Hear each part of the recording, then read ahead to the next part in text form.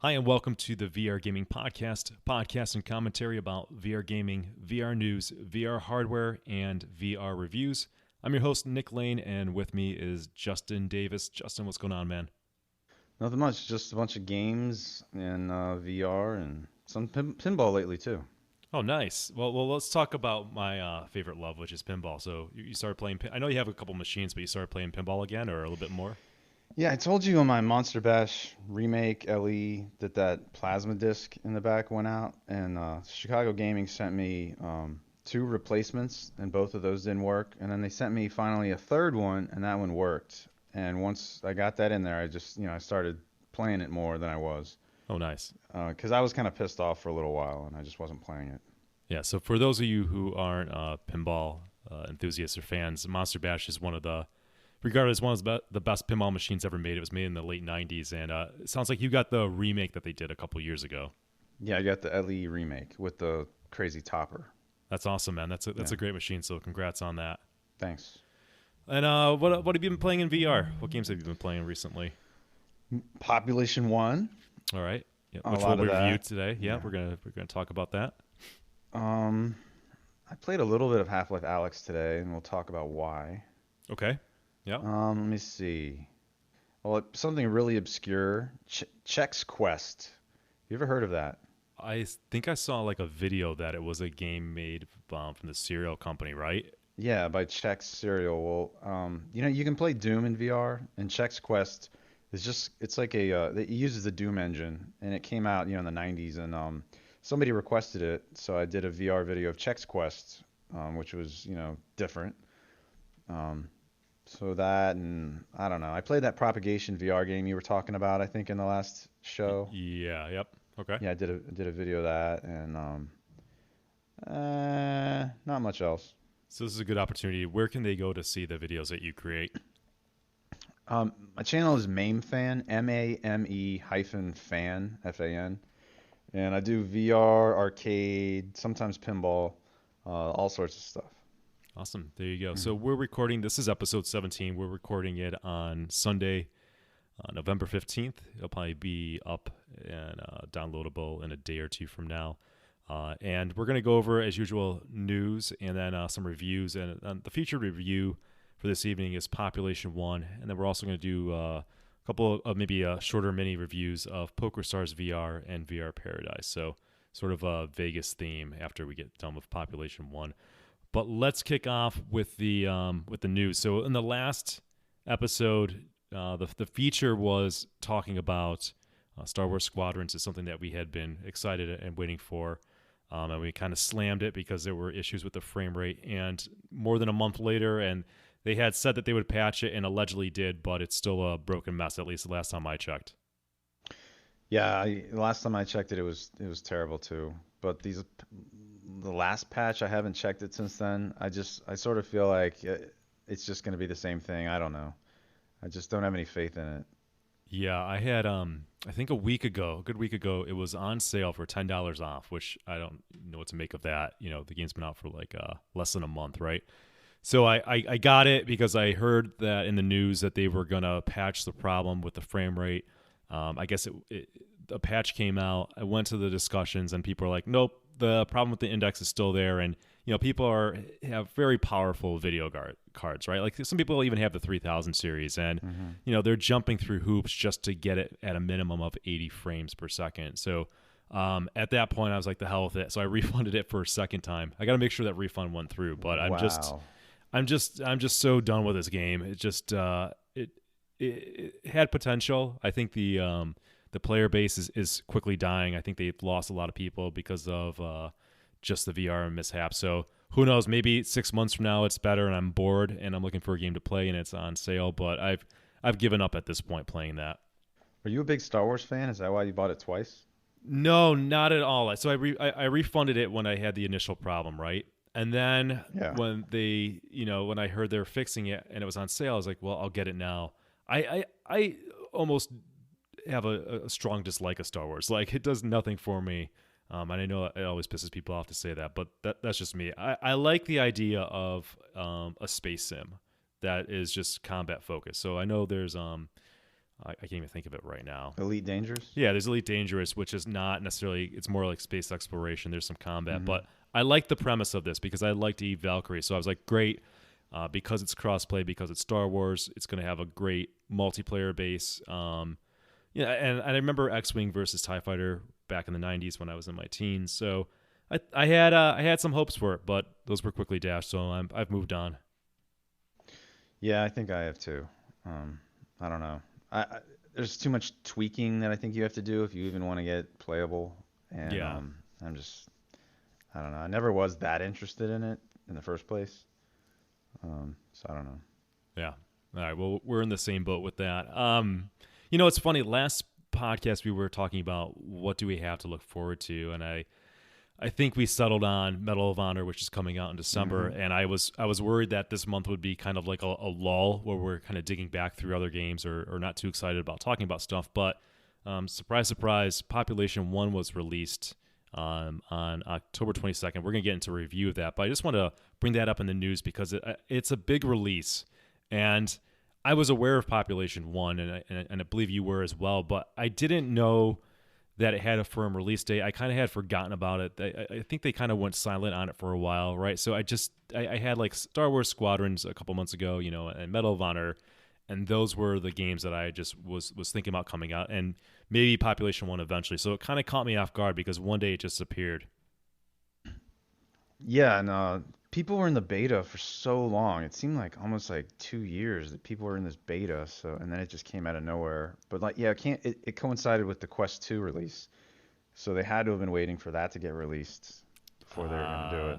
Yeah, okay, that makes sense. We'll dive into that a little bit more soon. But Hmm. that's what I consider maybe the biggest news in the last month with that game because spoiler alert, I like that game a lot. And we'll talk about why. Hmm. But I think it's a big game for VR. Moving on in the news, yesterday I saw that there was a software update for the Oculus Quest 2. It now does 90 hertz, I guess, across the board. You probably know more about this than I do because you actually own one. So have you paid attention to that at all? I heard about it, and I also heard that some people are getting the update at different times than other people. I turned on my Quest for the first time in a while today, my Quest 2, I mean, and it didn't say anything about an update, so I don't know if it takes a while to get it. So I Hmm. don't have it. I don't have it yet. There is a when I was reading the news blurb, there is a way to manually force the update, I believe. So you might want to look at that into that. Okay, I'll do that. And I don't have this on my notes, but I'll interject sort of my situation. I had, it's like all my VR hardware failed at once. So I had an issue where I might have talked about last time. I was getting some kind of like white specks, white flashes, or I guess I call them specks, not Yeah. flashes. I was noticing in my Valve Index. So it turns out it was the cord, which was surprising to me because I don't think I tangle the cord up or abuse the cord for the index whatsoever. Hmm. I don't disconnect that tearaway or breakout clip Hmm. or anything like that. I've been really careful. Yeah. So I reached out to Valve, and within a week I had a replacement. So I just want to mention that because that's great customer service, and I want to highlight that. And then about a week after, my left controller started drifting, the infamous controller drift, and I got my index I think in January or February. So that tells you something that the problem still exists. So again, I reached out to Valve, and within less than a week, they sent out a replacement to me. I didn't have to send them back the controller first. Once I got it, I sent back the defective one. But very grateful for the quick turnaround there. So that's really good. I haven't hit my year warranty yet, so I worry, because the right controller hasn't failed yet. I imagine why would that not? It's like a ticking time bomb. But hopefully Valve is honoring things beyond the warranty because these controllers are just there's a design flaw in them, right? If they're breaking less than a year, and I play a good amount of VR, but not to the point where these $300 controllers should be breaking at this point. I mean, they should last years and years. They're just not designed that well on the joystick, even though the controllers themselves are amazing and they're my favorite VR controller. Yeah, I RMA'd my controllers too, and because of the click issue where I wasn't able to click them, and yeah, and that's great that they'll send you the controllers before you sent them in. I think that's the same way it was with me. That's great. And that's different than Oculus. My Quest 2 has an issue where I'm not getting audio on the right side, and they told me I need to send in the Quest 2 before they're going to send me a new one. And I haven't even bothered to send it in yet. Yeah, I don't blame you. It's just that's how you build like loyal customers. Like that Yeah. just when there's a problem, it's a great chance for a company to shine Hmm. by the way that they fix or address the problem. It builds a Hmm. lot of confidence. So shout out to Valve. Yeah. That's really awesome. I heard that I meant to look this up. I heard that the indexes are on back order for like 8 weeks because I have our friend Lithium Matt who plays Hmm. games with us was saying that he's got a reverb on order and he's got an index on order. So he's going to keep one of the two and probably the first one that comes. But he said it's like a 8 week wait. Hmm. I could- I'm looking online to see what it says. all right, let us know. Yeah, it says the ship date is more than 8 weeks now. So I wonder if that is due to, again, the demand's up and things are going really well for them, or it's just supply. I mean, it's obviously probably a mix of both, but I take that as a good sign that the index is still continuing to sell Yeah, quite well. this is the second time I've done this. So I just accidentally ordered an index just now. I clicked on the price to see when it would say Yeah. the ship date would be, and now it's like, oh, congratulations, your order has been received. Yeah. Well, they make it really easy, I guess. Yeah. Okay. So now I gotta click to cancel. Are you sure you Yeah. want to cancel? All right. It's funny how they ask you if you want to cancel if you're sure, not if you're sure you want to buy it. Yeah. There you go. Yeah. Here's another well, this is a PSA, I guess. This is not specific to index, but I had been having a problem. I noticed it, God, like a month or two ago, where it appeared that there was a slight stutter when playing VR that I never noticed before, and it didn't matter what game I was playing. This was I would notice it in like the when you first boot up into Steam VR and you're like not home, but like you're in that void. I Yeah. would notice it there even, so I knew something was wrong. And I was using FPS VR to look at kind of what's going on, reprojection. It was showing a lot of drop frames, and I would see on the GPU this purple spike that would happen ever so often. So it was driving me nuts. It actually went to the point where I got a migraine from playing. And knock on wood, I never have problems in VR. I never get sick.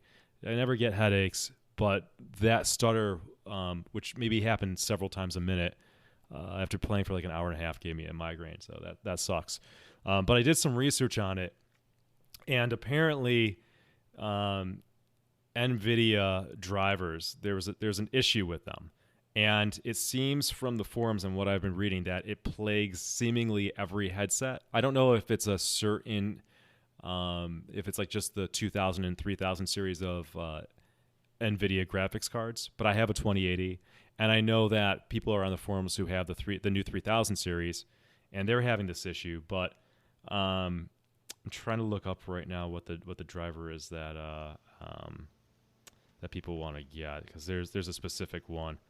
I have a 1080 Ti and I haven't noticed it that I know of. Maybe that's the key, man. Maybe you're lucky because of that. But okay, so the last driver that works before this problem was introduced with all future updates for drivers is driver 446.14.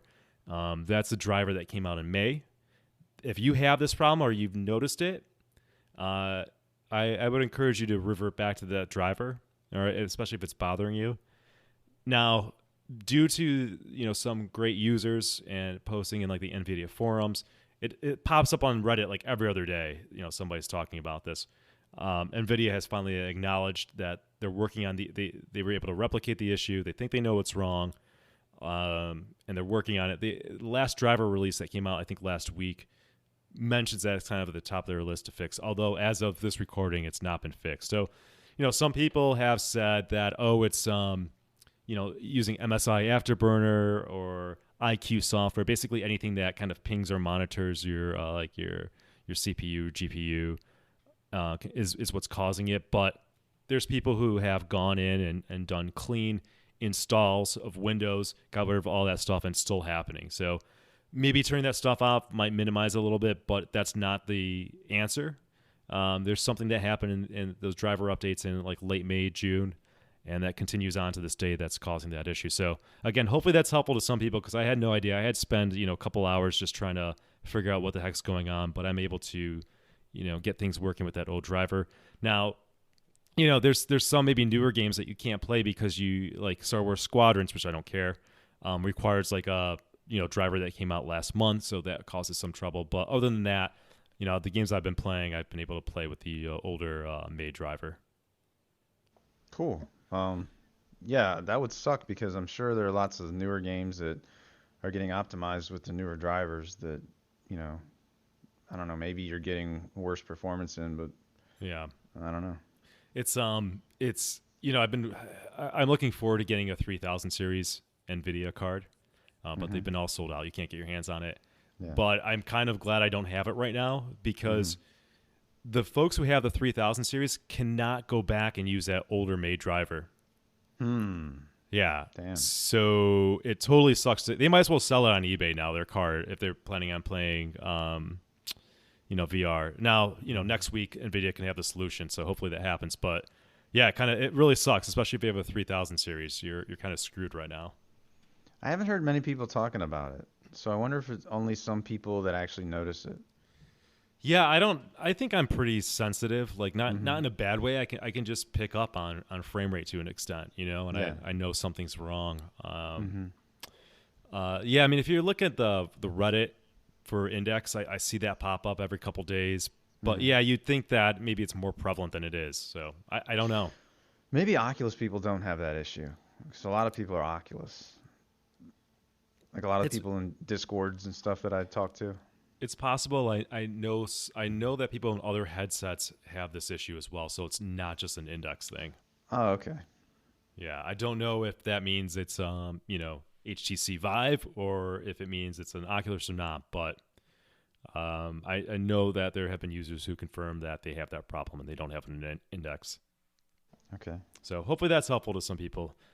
All right, moving on with the news. Half-Life Alyx has an update which now has 3 hours of a developer commentary. I think you kind of alluded to that, Justin. Yeah, and I tried it a little bit today. So it starts out with Gabe Newell talking to you. He tells a little bit about Half-Life Alyx, and then at the end he gives you his email address and says, "Feel free to email me with any comments or anything." And he goes, "I read every email, but I don't respond to them all."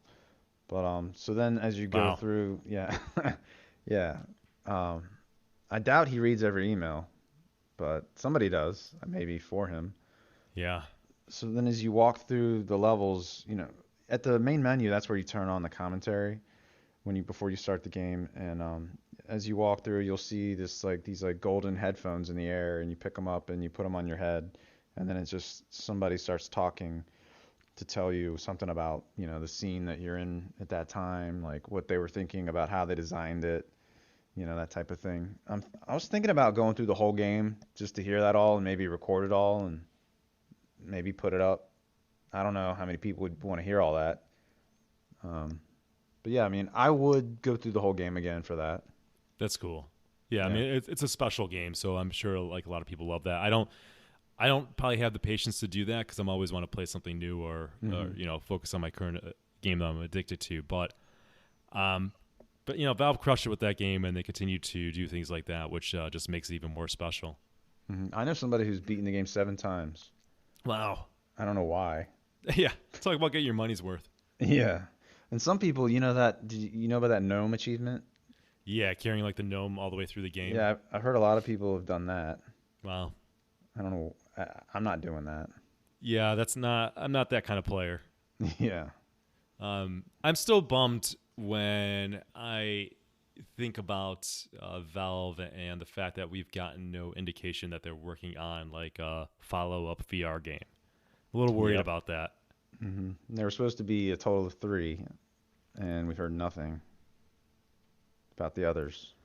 Yeah, and when I last looked, I think the last thing that was said about it, or article I could find, maybe was in March around when Half-Life came out, and they were just saying that they pulled off anybody who was working on other games to finish Half-Life, and they don't have any plans to release any additional VR games anytime soon, was kind of like the gist of it. Yeah. Yeah, I think they also said some stuff about the hardware that because of coronavirus, like they've had to like put development of an Index 2 or whatever kind of on the back burner a little bit also. Yeah, interesting. Okay, I didn't hear anything about an Index 2, so that's good to know. And my whole thing is like I'm glad that there's probably a separate team working on like the hardware for VR, and pushing the limits is incredibly important. But what we've talked about before in the show is like we need games. We need like AAA games. And I was talking to somebody that I play Hunt Showdown with today, and we were talking about VR, and he's just like, "Yeah, VR is not there for me yet. I need like to maybe in 10 years."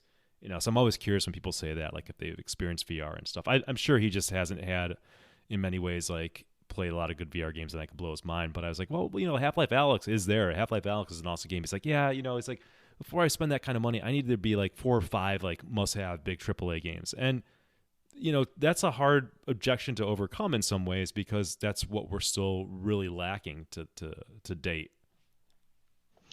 Well, Medal of Honor, Alex, and then there's a bunch of Oculus games that are that level or close. Yeah, yeah. Well, I mean, my counter is always like, dude, I've had VR for 3 years, and I have like well over 1,000 hours, and those hours are all quality from a AAA game like Half-Life Alyx to Phasmophobia, which one dude made, right? Like there's just Yeah. really great engaging games that you're lost. I always curious. I kind of enter these conversations respectfully, but I feel like any gamer who's waiting 5 or 10 years or whatever is just. I'm trying to think of a good analogy. It's almost like somebody saying when like the original Nintendo came out, I'm going to wait until video games have better graphics and get more sophisticated. It's like, well, they're always going to be better and more sophisticated or have more games, but you're missing out on some amazing games right now that are going to be soon to be classics in 10 years. Yeah, you still missed Super Mario Brothers and Zelda and all that stuff. Yeah, I mean, granted they had some great games, but like there's great games in VR, man, that you're missing out on. So whatever. Did he say what headset he tried? Yeah, so at least this person, some people are like VR is a gimmick, and you ask them and they've never tried VR, and they're like, oh, my friend said it's, or like, so at least this person, I have more respect for somebody who's at least tried it, but it sounds like he tried like the dev kit for Oculus, which doesn't say much to me.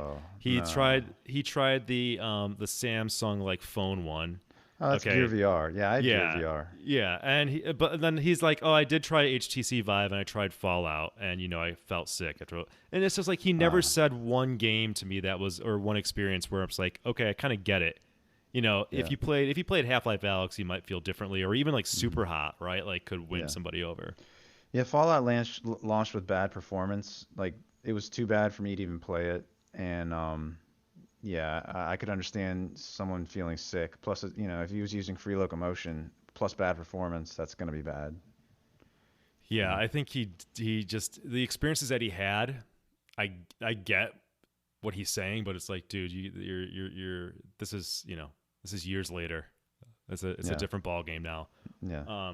And that's I have those conversations sometimes. And I'm really interested in drilling down and understanding VR and what gets people into VR. And I was playing PokerStars VR today, and I talked to people, and they see my name, and we talk about VR a little bit. And somebody was like, somebody had the Quest 2. I was like, "What'd you think of the Quest 2?" He's like, it's so." And that's like his only headset. And another person at the card table was like, "Only so." He's like, "The first time I tried it, I was blown away." Mm-hmm. He was saying that he was like at his brother's house or something for his nephew's birthday party, and he tried the Quest 2, and before they even cut the cake, he had ordered one. Right, like he's just like blown away by it, and that's like, to me, that's like what I expect somebody to say when they try VR for the first time. Yeah, definitely. But anyways, those discussions are always interesting to me. We'll move on with the news. So another game I kind of have on my radar. I can't say I'm super excited for it, but we'll see. Is After the Fall by Vertigo Games. They're the ones who made Arizona Sunshine, which was an early VR game and did quite well, but it is certainly dated now. It looks like it was going to come out. The plan was for it to come out by holiday season this year. It's been delayed to early 2021 because of COVID. That's what they're saying. Hmm. So any strong opinions, thoughts on that game, Justin? It's a four-player game, so that's cool. Oh, I like that. Yeah, Yeah. co-op and four-player. Yeah, it pits up to four players against a vast hostile VR world. So I mean that's cool. Arizona Sunshine was a good game for its time, a really good game. So yeah, I mean, I'm pretty excited about it. I love co-op games, Yeah. so I'm hoping for the best. I know when the game was first kind of announced and there was previews for, people who are in kind of the media for VR, they tried it. They weren't blown away by it. Hmm. They felt that it had Oh, had some changes that were needed to it to kind of bring it up to speed to what's expected in like today's VR yeah, they games. said it was too arcadey and like items would like float to them and stuff. Yeah. They didn't like that or something.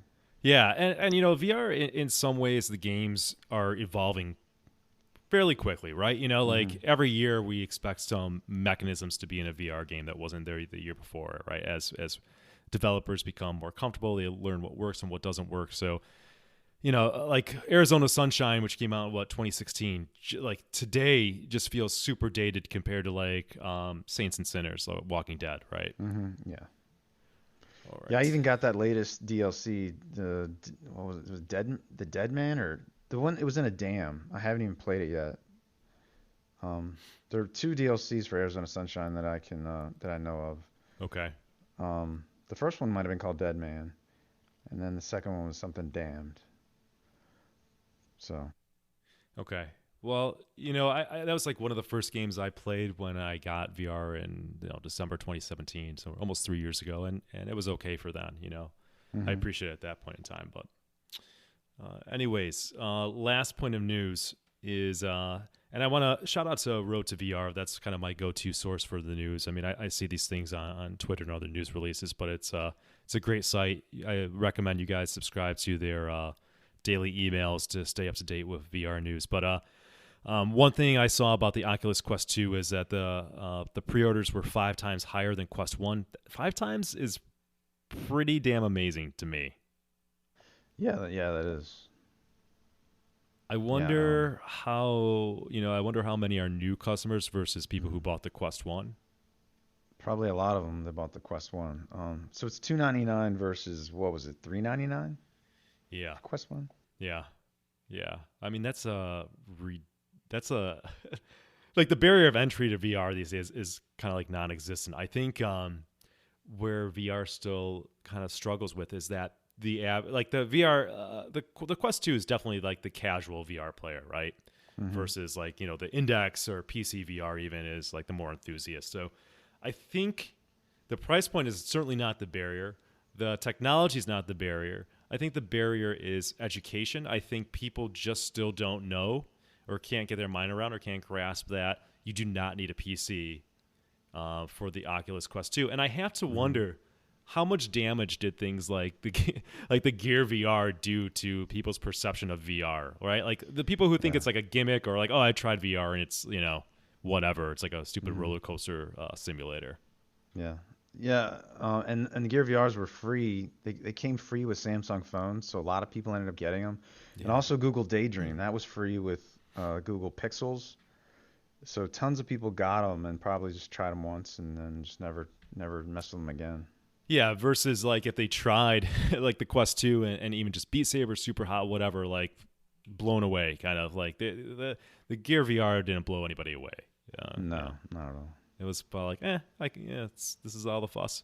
So that's going to be interesting. And with the Quest 2 out, and you get the holidays coming up, and it's just going to sell a lot more. And I know it's a little bit tough to get together with people for the holidays, so that's going to probably hurt a little bit because I think it's when people try it and people get it as gift and they share it with friends. That's when you get a new customer. It's just got to be experienced. Definitely has to be experienced, yeah. So I have a discussion point for us, and I think maybe what we will do is slot this in after the review of Population One, and but I'll mention the discussion point, which is my question for us to talk about a little bit will the Quest dumb down PC VR games, and I think you'll see why I'm thinking about that after we review Population One. I think it's a interesting question. So let's start. Let's go to the review portion. Justin, you have any other news that I forgot or anything you want to mention? There's a game called Tarzan VR that's releasing on the 17th of November. Okay. It's on Steam. Yeah, that's 2 days. So it's on Steam and it's coming in. It's coming in separate episodes. I don't know if it's going to be good. It's by Stone Punk Studios, and they've done some good other VR games. Like, did you ever play Primordian? I did not. Okay, it's pretty good. Okay. So just putting that out there. Do you have what kind of game is it? Do you have a sense of what the style is? Oh, it looks like it's cel shaded graphics, but you're basically Tarzan swinging through the jungle, and I guess you're fighting. I don't know. There are like chimps and stuff and animals. I'm not even positive what you're doing in the game though. Okay. Fair enough. There's a really strange trailer for it. Okay. Now I'm intrigued. I'll have to check it out after this. So it's coming out on the 17th, which is 2 days from now. Is that what you're saying? Yeah. And is there a price on it? Let me see. No price yet. So I guess it's not going to show the price until it releases. Okay. All right. I'll keep an eye on it. We'll have to talk about it if you get it. Okay. All right. Moving on to review. So our featured review is Population One. This is a game that is on Steam for PC VR. It's on Oculus, so you can play on the Rift S, and you can also play it on the Quest, I guess 1 and 2. And what makes this game special is its cross-play between PC VR and the Quest. It's made by Big Box VR Inc. It came out on October 22nd, 2020. It's $29.99, and it currently sits at 9 out of 10 on Steam, which is the very positive review category. And it's got I think last I checked, it's got 800 plus reviews on Steam. All right. I think most people are playing this game on Quest. If I had to guess, at least 80% of people are on Quest. I try to ask people when I'm in the game. So the best way to describe this game is that it's basically, well, it's like Fortnite in VR, which seems to be like a no-brainer of a game to make considering how big of a game Fortnite is. Although unlike Fortnite, you actually have to pay to play this game to purchase it. It is you're in teams, I believe, of there's either 18 or 24 players in a map. So unlike Fortnite, where you have this huge map and there's 100 players in a map, it's smaller. There's less players, but it doesn't feel to me like it's. I haven't played Fortnite in a good year or two. But it even though there's less players, it doesn't feel like too off. I mean, it feels right. It feels good. And for reference, in terms of battle royale types of games, I had played Fortnite like right when it was in the beta, so I saw a lot of the evolution of the game. Right now, as of today, the game released where you can only play in squads of 3. So I imagine that they're going to have duo squads and solo players. It's a little weird. I don't know why they only have squads of 3. I mean, if I had to ask for it to release in one way, squads of 3 is definitely preferable. I love playing in squads. It's just weird that they don't have solo or duos right now, but I believe that's coming. Yeah, it is called Population One. Yeah. Yes. Yeah. Good point. And it's funny when they were doing. I saw an interview of the game like 2 years ago, and they were talking about. I think they were like acting like it's going to be solo play, and they were talking like, yeah, we might add squads in there. So again, that's a question I would love to ask them, and I'm just always really curious about design decisions. But I'm happy with squads. Like I said, there can only be one. I'm glad because we've played together. Our group of friends plays almost nightly, and we love teaming up. I love team games like this. Yeah. Little further, I mean, again, I think Fortnite is the best way to describe it. Even like the style of like when you shoot somebody and like the damage popping up, The graphical style is Fortnite-esque. There is building in it, but not to the sophisticated degree of Fortnite. In fact, this is welcome. I'm glad it doesn't have that crazy style of building like Fortnite, but it has some. So I appreciate that. It's pretty easy to build in it. But if you're not familiar with Fortnite, I'll do my best to describe it. Basically, you get in teams of 3. You launch on this map and you kind of are flying through the air in these pods, and you decide where to descend onto the map. When you crash down, you're trying to get loot. You're trying to get weapons. You don't start with any weapons, so you got to run around and get a load out of weapons, find shields, find health and food and ammo and all that. You can get more backpacks so you can carry more. And then what's happening in the game is that there's I don't know, in Fortnite it's called a storm. I forget what they call it in this. Justin, do you remember? No, I don't remember. Basically what happens is the map is closing in on you. So you can't, it's pushing all the players together over a period of time. So you got to keep on moving. And eventually the area of the map that you can safely be in without taking damage becomes very small. So matches are pretty quick. They don't last long, which I think is a good element to this. It definitely has the, let me play one more game style to it.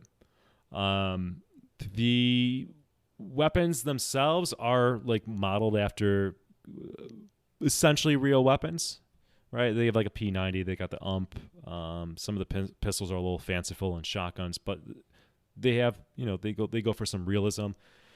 The reloading mechanics a little. Well, maybe I'm getting ahead of myself. We covered graphics. I don't want to jump too far ahead. Justin, do you have anything to add in there that I'm kind of missing in terms of just the style and the objectives of the game? You're going around a team of 3. Did you talk about? I guess you haven't gotten to the flying part yet. No, I have not. And that's a key ingredient. So go ahead. Okay, so well, when you first start out the game, all of you are up on a ledge, and you have to run toward a launch pad, or you can just fly off the edge, and then you can just stick your arms out, sort of like you're a bird or Superman, Superman would be in front. So no, more like a bird. And you just stick them out, and it's like you have a wingsuit, and you'll just fly down to the map, and you can control where you go really easily with the way you're turning your body. Or you can take one of these launch pods that will launch you out further into the map, and then you can drop wherever you want. And their strategy, you want to stick with your team and try to, drop down together and drop somewhere where you think there's going to be a good resources or good places to hide and all that. Yeah, you're trying to wipe out the other teams Mm-hmm. of 3. So you wipe out another team when you've killed all their players. If you get killed, you're not automatically eliminated from the game. You kind of become a ghost, and your teammates can revive you. But if all your teammates die, then your squad loses the match. Yeah, the flying. I'm glad you brought that up. The flying is a really kind of fun and cool mechanic. To be kind of holding out your arms and just gliding around the map. The other really cool mechanic in this game is that you can climb anything in the game. So anything in the game you can grab onto and just do like the climbing motion, which is really cool. It works really well. Not had any issues with it. So you can actually get really high on something. There's like these wind turbines that are huge in the map. And I'm somebody who has a slight fear of heights. So I look at some structures. I'm like, there's no way in hell I'm going up there. Like I find that really cool. But you can climb these structures and you can just jump off and glide down. You can you descend on your enemies. You can cover a lot of ground because you can fly and glide. So I think those are the mechanics in the game that really set this apart from some just kind of generic like Fortnite clone in a way. I think it's really cool, and being able to climb in this game, and by physically doing the climbing motion, grabbing onto things, holding out your arms and flying. To me, these are great VR mechanics, right? This is what sets you apart and makes you feel like you're actually, playing VR because you're moving your body in a certain way. Yeah, definitely. And so you can get paired up with random people.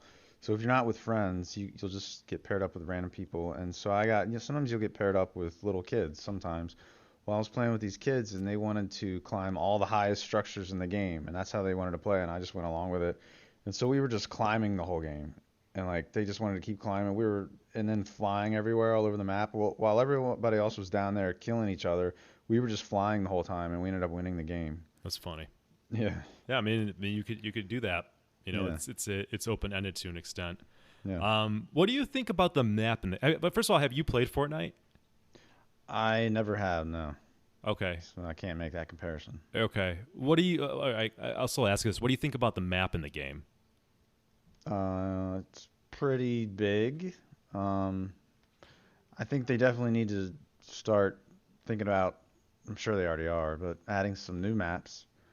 Um, but I mean, I don't know. Even for a few more months, I think the map, you know, is good enough for now.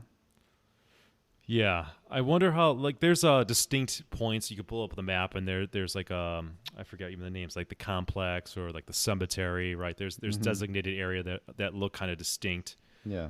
There's a weird kind of structure in the middle of the map which takes up a lot of Hmm. space. I don't know if I love that. It's kind of Yeah. odd.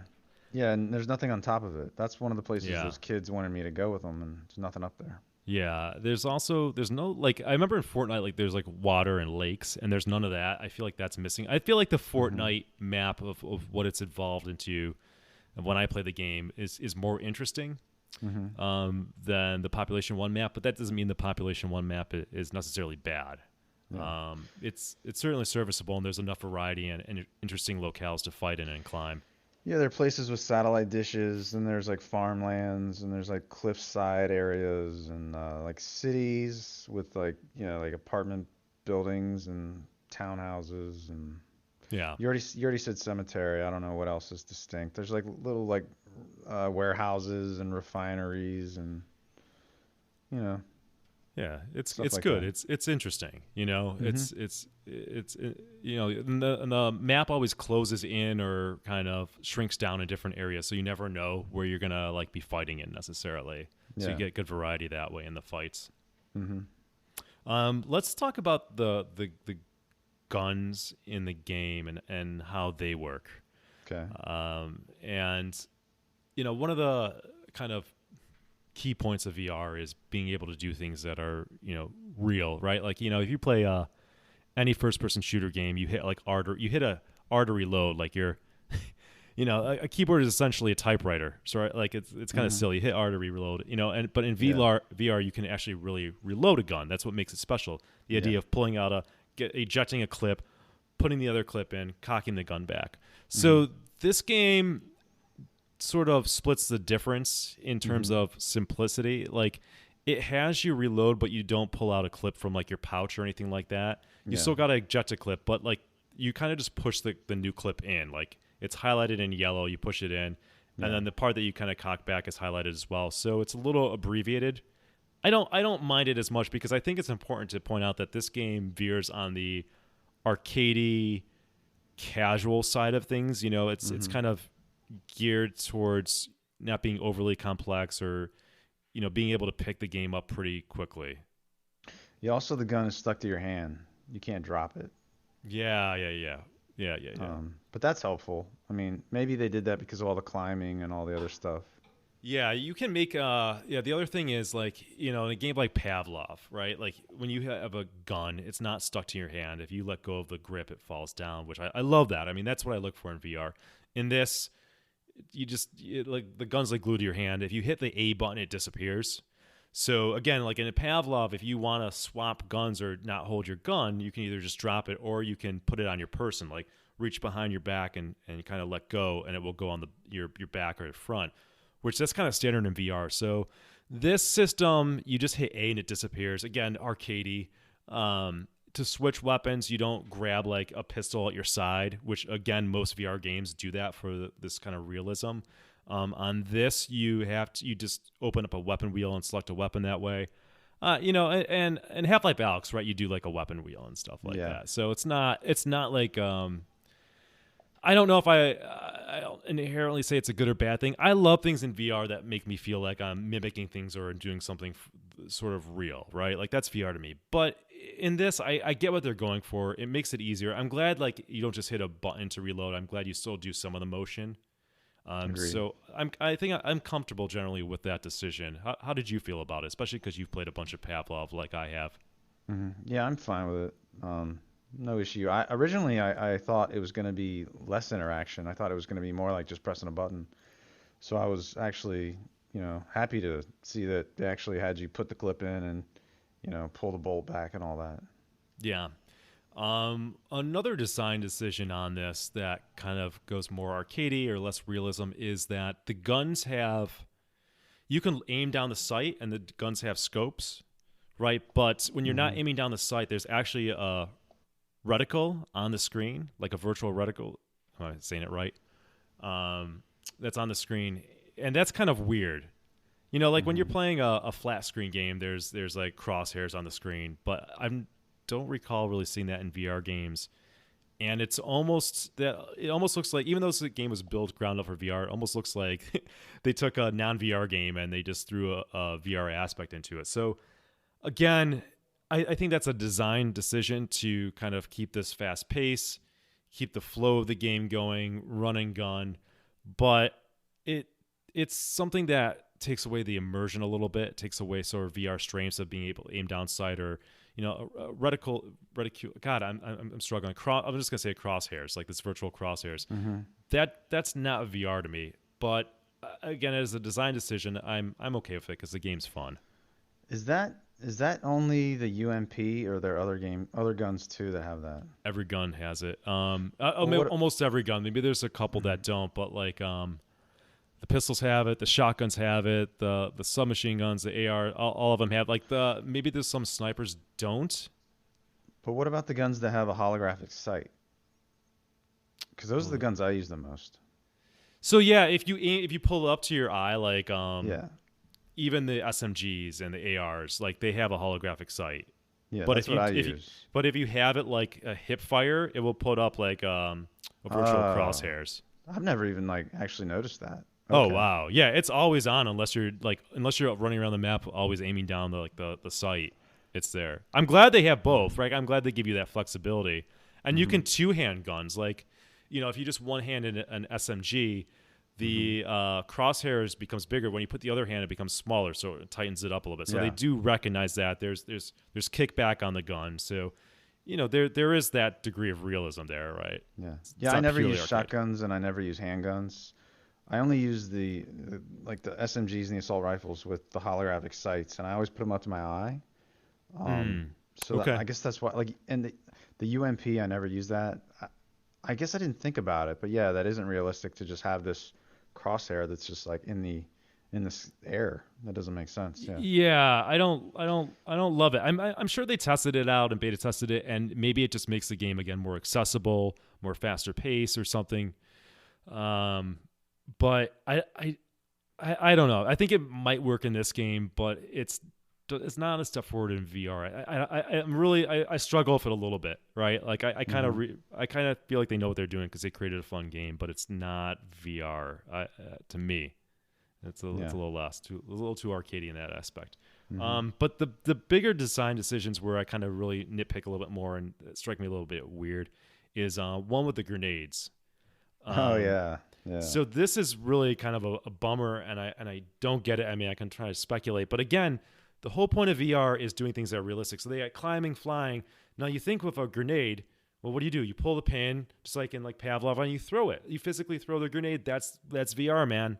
But in this, you don't even pull the pin. You just select grenade with the wheel, and then you click the trigger button, and it has like it shows the arc, shows like a virtual arc where it's gonna go, and you just click the trigger and he'll just throw it. So again, that seems like am I playing a 2D game here or am I playing a VR game? I mean, I should be able to pull the pin and throw it. That's what we have VR for, right? That's why we have these slick controllers and we can do these 6 degrees of freedom motion. Yeah, the only reason I can think of that they did that was I watched a video of a guy who's like really good at the game and he was giving his tips and stuff and he said he likes to fly with grenades and drop them down on people below. Mm. And if you were flying that and then you threw, that would screw up your whole like your flying. Like if you swung your arm, I think. So, but if you're flying and if you're dropping it, you Yeah. have your hands out already. You just let it go. Just let it go. Yeah, you can just Yeah. drop it. So I Yeah. I don't know. That's The only true. thing I can think of is this is why I would love to ask them. I reached out to them, as I mentioned. I would love to have them on the show because I really like this game. I want to Yeah. know what's in store for it. But they've been working on this game for 3 years, so it's obviously occurred to them, and they've got to be aware of other games. Like, why'd you make grenades like this? It seems like a missed opportunity. Is it because you're like, oh, we want this game to be really accessible to people, and we don't want people punching walls, and VR space is limited. Maybe it's that. I don't know. I feel like if that's the case, maybe give people the option, but still, it's a little bizarre. If that's the case, then you can't have all the climbing everywhere. It's the same thing. Agreed. And like, Yeah. I think to Half-Life Alex, like I love how the grenades in that game work. Like Yeah, the the weight, grenades how are- they feel. Yeah, they're great in that. Yeah. Yeah. So I would love to. I mean, it's not to say that they can't update or change it. Yeah. So we'll see. And then the other kind of weird nitpicking thing is I hate how the sniper rifles work. Yeah, the everything around it turns black, and all you're Yes. seeing is this scope, and it looks pretty pixelated. Yeah. Oddly pixelated. Yeah, so in other VR games, like Pavlov, one of our favorite games, is the sniper rifles. When you pull it up close to you, you actually pull the scope up to your eye, and you can still see. It's not been a while, but everything doesn't go black around it. As soon as you start bringing it a little close up to you, your whole screen goes black. It zooms in a lot, of course, like it's supposed to, but everything's also really pixelated. It's really odd. I don't like that at all, and it's kind of hard to run around with the sniper and just kind of fire it regularly because as soon as you try to pull it up a little bit, it's going to zoom in, and you're like, I don't want it to zoom in. I just want to pull it up a little bit, right? Like, so that's a weird design choice, and this is where we kind of maybe get into graphics a little bit. I believe that there's a video out there from 2 years ago when I think they're being interviewed by NVIDIA, and they're talking about the game, and in that video, the graphics are significantly better than how the graphics are released. And on the sniper rifles look different. Like the sniper rifles, they actually have like a screen where the scope is that zooms in. So, I suspect that why it is the way it is because of the Quest 2 or the Quests, because this game is crossplay. I think that they dumbed down this game's graphics because they designed it to work on the Quest, so the PC players are paying the price for that. Yeah, even just like the grass, is a huge difference in that video. And I don't know if it was going to be that way. Like, I mean, from the beginning, if that was just like fake marketing BS, or if that Sure. was, like sometimes they'll show you something that's way better than even if it would have come out on PC only. I don't know. Yeah, that's not uncommon. You've got a really good point. It's not uncommon to design it one game, but then to optimize it, you just take out a bunch of stuff. Yeah. What do you think about the graphics overall? Overall, it's because it's a multiplayer game where I don't know the networking of it all, but I mean to manage all of that probably forces you to dumb the graphics down a little bit, even if it were all PC players. I think the graphics are pretty good. Like think of a game like, did you ever play Standout? It's so long ago, maybe for like an hour. Yeah, like that game's graphics are pretty terrible. Yeah. And that's PC only. I used to love that game, but I think I would rather play Population 1 over Standout. Yeah, I agree. Yeah. I can't think of many. There aren't that many big multiplayer games where the graphics are good in VR. Yeah. I mean, Pavlov is. I mean, depending on the Pavlov's map. good. Yeah, some of the maps are really good looking. Oh, and then there's Contractors. They have some maps that are pretty amazing. Yeah. But it's probably way fewer people playing it once. Yeah, that's possible. Again, this is like a question I'd love to delve into a little bit more. I don't think the graphics are bad. In fact, I could say they're overall, because a lot of times you might be flying, you could see the entire map in many ways. Yeah. It's pretty good. It's not bad, and it's way better than like Standout, which is a reference. So, I've got to believe that there's some missed opportunities, especially looking at the older builds of it and what the PC can do. On the flip side, the game is very well optimized. I run it at 120 hertz on my index, and I have like no reprojection. And with a game that's a competitive multiplayer shooter, frame rates are what you want to go, right? Like Yeah. you often opt, even if you have the chance to boost the graphics, you often opt for lower graphics, so you just keep and maintain the highest frame rate or frames per second possible, because the refresh rate is going to give you an advantage over your enemies, Hmm. as ever slight that may be. So Yeah. The only what was I gonna say? The only times I feel like I've had performance issues, I feel like it was a networking issue. Like okay. maybe their servers were having an issue or something. Yeah, I've been impressed. I thought it was well, like it released, and very few bugs, very well optimized. This has been a good release for the game. Hmm. I'm happy with the performance. I mean, I would choose performance over graphics in a game like this. So Yeah. um, I would like to see if they can improve it on PC and start adding some of those things in, those assets in, and keep the same Hmm. game. Like, some of the buildings that you go in, they're just like there's nothing in them. They're very just it's like a wall and a floor, right? It's very basic. Hmm. It could just use a little more vibrancy in the game. Yeah. But then again, when Fortnite came out and it was in beta, like the Fortnite performance was terrible and the maps were just desolate. It was just a shell. So this could improve over time. Yeah. One thing that'll make people keep coming back is that there are unlocks. Like you can unlock characters, you can unlock weapon skins. So, and there are a lot of people that seem to want to keep coming back for that. And there's a currency in the game now and all sorts of stuff.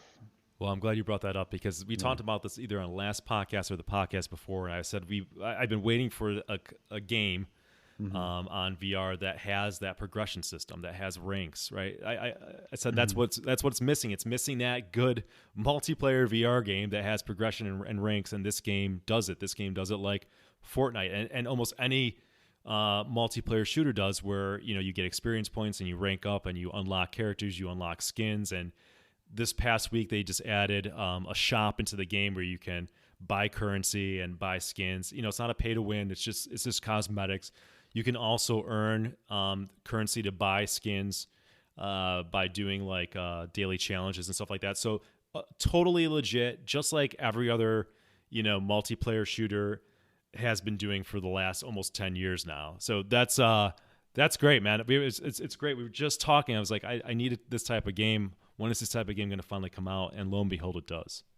Yeah, did you do any of that Power Cube stuff that they were doing? Dude, I missed it. I can't believe the Power Cube was like a week. I find it hard to believe I didn't play the game for a week. I don't think that was the case. It must have been like a few days. Yeah, I heard some people say that what happened was like people were just like abandoning their team just to go look for Power Cubes, and that I think maybe they stopped it because of that. I don't I know. don't. I don't. Anytime I play with randoms, they just do their own damn thing anyway. So Yeah, I don't yeah, know. yeah.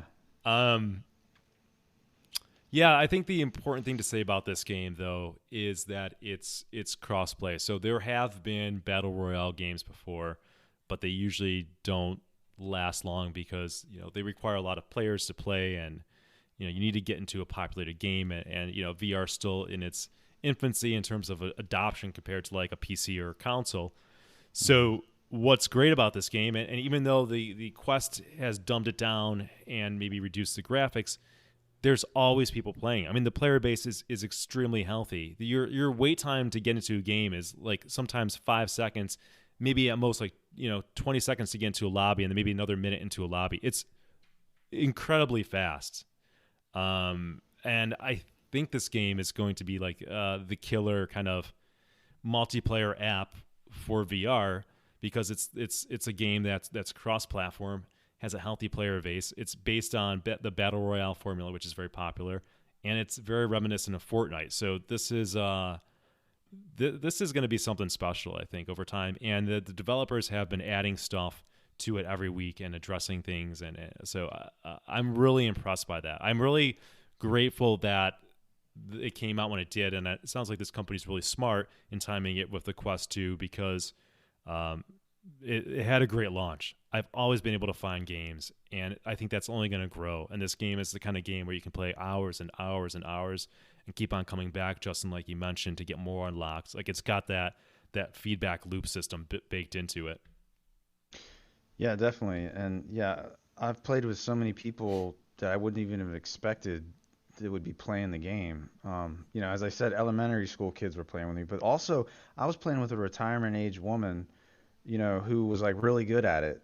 And I've played with a bunch of women. I would just, I tend to stereotype that women don't really want to play VR, but no, there are women in there playing well. Yeah, that's So, awesome. I think VR cuts across a lot of things in a way that maybe some like competitive first person shooters. Like hmm I said before, I play a lot of Hunt Showdown, and there's like hmm never lobbies where I'm like with women playing it. There's like hmm never kids playing, which is a blessing. I don't want to play with kids, but like yeah, this is something where it's just like all male, female, all ages. Yeah, I think it's a no brainer that this game was made, and I think they did a really good job with this game. And I know I have many hours ahead of me. I know our friends enjoy playing it. It's definitely given a boost to me wanting to put my headset on more and more. And it's the game that we've been waiting for, a game like this. I can't wait for this to be successful. I want it to be successful because I want more games like this. I want more competition, and this game is gonna sell headsets, no doubt, as kind of word of mouth grows on. definitely. And like that woman I was talking about, the retirement age woman, she has a YouTube channel where she's posting up Population One videos every day, and she just That's keeps saying, great. I love this game. Yeah, And yeah, yeah. I can't imagine, like, I don't play Fortnite anymore, but you know, if I'm interested in a game like Fortnite, I can't imagine ever playing Fortnite again. Like this game exists, so I don't need to play Fortnite, right? Like I was saying, yeah, like I play Hunt Showdown because Hunt Showdown doesn't a game like that doesn't exist on VR. But like I don't play Counter Strike, CS:GO on PC because Pavlov exists on VR, right? Like so these are the hmm superior versions of these games. Even though there's more polish and stuff on the 2D version, it's just nothing beats playing a game like this in VR. agreed. Yeah, there's a neighbor kid that asked me to play Fortnite with him, and I just can't bring myself to do it. I don't it, know. it would seem like you took a time machine 10 years back after playing this game. That's just Yeah, how it seems. It's like what you play on this flat little screen and you use a typing key. Like I don't get it, right? yeah, I don't either. It's great. All right. What would you, before we give it a rating, do you want to say anything more about this game? Um, I don't think so. I think we covered it. Cool. All right. So I'll remind everybody of our rating system. 0 to 2 is don't wish this game on your worst enemy. 3 to 5 is we all make mistakes. 6 to 8 is a solid game, and 9 to 10 is a buy it. What are you going to give it, Justin? I'm gonna say a 9. All right, nice. Yeah, I'm gonna Buy I'm it. gonna I'm gonna say a 9 as well. The fun factor is pretty much a 10 out of 10 on this. Yeah. I give it a 9 because I think again the graphics we're getting shortchanged PC players on the graphics on hmm this game, even though they're not terrible by any stretch of the imagination. I think that there's some weird design decisions like with or missed opportunities with like their grenades. Um, hmm but I this game is only going to get better, and the developers keep on adding to it. So I'm really excited to see what's to come on this game. So it's a buy it. It's great. I think if somebody was going to get a Quest 2, I would say grab Population 1, no doubt. That should be like one of the first games you get. Definitely. All right. All right. So check it out. It's fun. Crossplay. You always find games. You'll make friends. You'll add friends easily. It's a great social experience. I'm sorry if you got to deal with kids once in a while in the lobbies, but, it's worth it. All right. Let's move on. So I'm going to do a mini review. I'm not going to spend too much time on this game because I have not spent a ton of hours, but there's not a ton to say, but I just want to give a shout out. So I was looking for a game that it's like a cool down game, right? I've been playing Hunt. I've been playing Population One. These are all competitive shooters, and I think I'm going to get PTSD and stress myself out if I just do that. So I was looking for something more chill, and I grabbed PokerStars VR the other day. PokerStars VR is a free game. It's in early access. It's by Lucky VR Inc. Came out November 8th, 2018.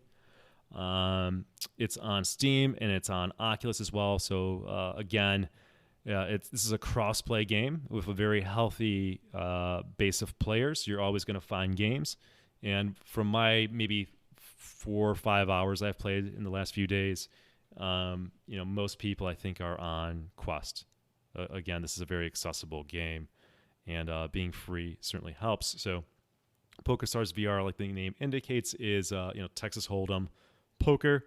There's also some blackjack. I haven't tried that, and there's some slots. I tried that a little bit, but you log in, you create, you select a custom avatar and or preset avatar. The graphics are well done. I thought it seemed to run pretty well.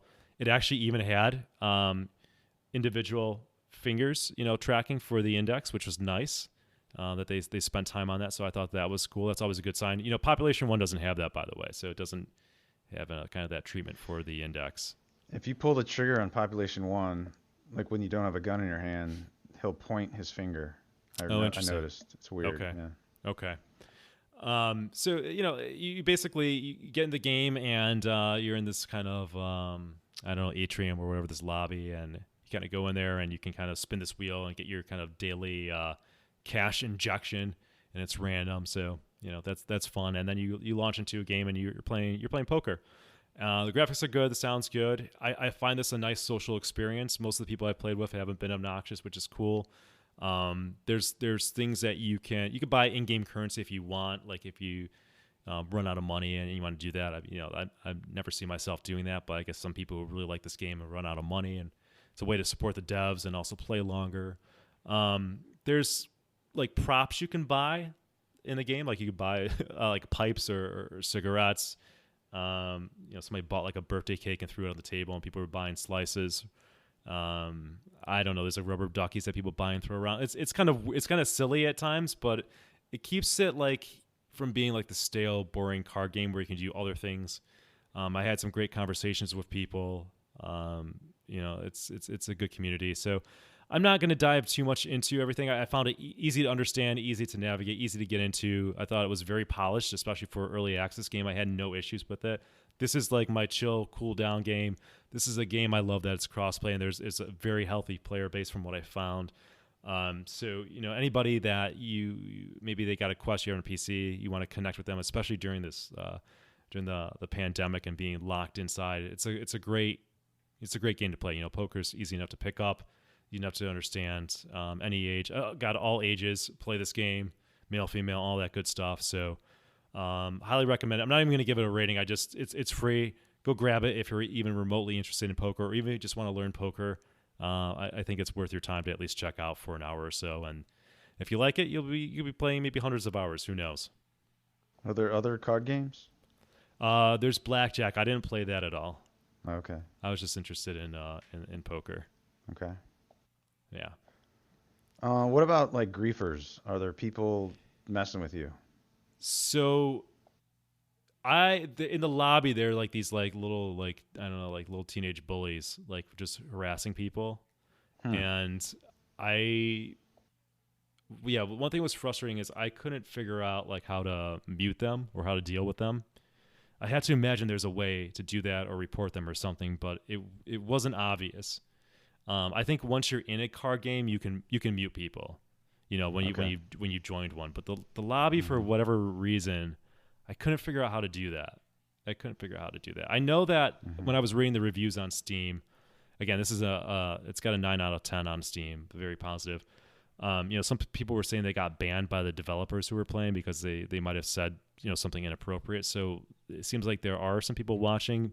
I imagine it might be possible, if you're recording or you go to their Discord and maybe report people. I kind of want to look into that. But overall, like all the kind of card games I got into, most people were great. It was nice.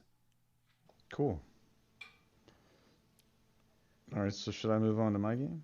Go ahead. You can All right. you can bring us on home with this. Okay. So when I want to unwind and relax, I play VR Paradise. To see this game, you're going to have adult games enabled in Steam. So this is by Totem Entertainment. It came out in December 2018. There's a free demo, and I recommend to anyone who's an adult, especially heterosexual male, you're gonna want to try that free demo, I think. If you want to buy the game, it's $20. And the free demo, this is the best strip club you're gonna see in VR. It's it's a strip club just full of dancers, and they start out with their clothes on, and as things progress, they're gonna strip on the main. There's a main stage, and I think there's two main stages, maybe three, with a pole and the dancers, and you know, they're full motion captured from real strippers. So like all of their dance moves are, I mean, it looks real. Like the graphics are really nice. The rating is 89% very positive right now, and they say it's the best-selling VR adult game on Steam. Which there's a lot So of adult games on Steam for yeah, reference. best-selling VR. Yeah, the VR adult ones are mostly complete shit from what I've seen. So you can in the actual full $20, the difference between the demo, I don't think you're gonna see any like full nudity. You might see boobs, and I don't think you're gonna be able to get a private dance. If you, but if you, when this game first came out, it was getting negative reviews because you had to pay per dance, like actual money, and that was crazy. They wised up and changed it to $20 for unlimited access, unlimited number of dances you want. So you can customize the dancers. You can change their haircut, their outfit, the size of their boobs and their butt. You can change their tattoos, their makeup, even their eye color, all that stuff. And you can then there's, as I said, they're motion captured. So there's the main stage with the poles. Then you can have a table dance, and then you could also have a private dance. The private dance is where you're going to see 100% nudity. And this game is actually very realistic looking. It's very convincing. There are bouncers and there are bartenders. So you can go to the bartender and order a drink. You give the girl a drink, and she might like that you got her the drink. You can even spank the girls on the butt. You can touch their chests and like they'll move, with your hands. But like if you go too far, your hands will go through their bodies. Like most VR games, your hands will go through stuff. I wish they could make it so that you can't go through things. But this is an indie developer, so. But if you spank the girls like too much, they'll get mad and they'll like, tell you you're being disrespectful. You need to get the hell away. They'll stop their dance in the middle of their dance if you're like being too handsy. Sounds like it's an educational game. So you're It learning some is. life Yeah, lessons. yeah, it is. It has helped me, and I've been a better boy when I go to the Yeah, strip club. there you go. I, yeah, I actually don't even like strip clubs, but this game I like. It like improves my mood. Like there's nice music in the game, and it's just like it's a nice atmosphere. There's like there's settings where you can turn on smoke and lasers and like a mirror ball and all sorts of stuff, and it looks really nice. You can make it so that the strip club is just only you and a bunch of strippers. So it's just you, or you can add other patrons in there. And they added DLC where you can add like another club where it's like a futuristic club, I think called like Utopia, and they have where you can add more different types of strippers, different looking girls. And this Halloween they had a Halloween event where they added like skeletons and jack-o'-lanterns and stuff all over the place, and they even had one of the strippers, if you go to her and ask for a dance, you end up getting a very special dance where she ends up being like some sort of fucking psycho killer. All Um, right, that's yeah, hell of an that was experience. yeah. It said that ended on November 9th. I don't know if you can still experience that now, but that might even be in the free demo if it's still there. Um, and as I said, this improved my mood. This game could even be a marriage saver. So what you do is you play this game, and it lifts your spirits, and maybe gets you in the mood, and then you go upstairs and visit your wife. And you don't have to tell her, like why you know became interested in her all of a sudden. You can just let her think that you just wanted to see her, It spend some sounds time with very her. it sounds very pandemic safe. Yes, it is. Yeah, Very safe. look at Yeah. that. Justin, bring us the PSA, keeping people safe. Yep. Appreciate it. And there are even achievements. It even has and so like you can get a cash gun and you can shoot money at the strippers, and there's booze, all sorts of stuff. So yeah, That try the free review. It's definitely worth it. The This is free like the free demo. Sorry. this is like the Las Vegas experience without having to get on a plane and spend a ton of money. Definitely. And what else could go wrong? So you do all from the comfort of your home, and both are free. Mm-hmm. At least the demo in VR Paradise and PokerStars is completely free unless you want to buy chips. So there you go. There's the Vegas experience brought to you by VR. All right, man. So what do you just to wrap this up? What games are you looking forward to? We kind of touched on this last time, but anything changed? Anything new appear on your radar? I can't think of anything really other than I'm sort of interested in that Tarzan game, sort of, and then Medal of Honor. I can't think right now of what's coming.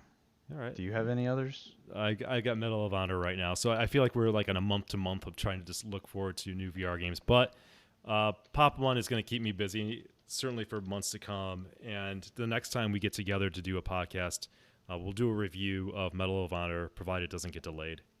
Yeah, a good site so people know to go to look for upcoming games is vrgamerankings.com. So there's like most wanted, and you can see games that are coming up. That's where I usually go to see that stuff. Nice. Awesome. All right. Well, until next time, everybody have a good one, and we'll catch you in December. Take care.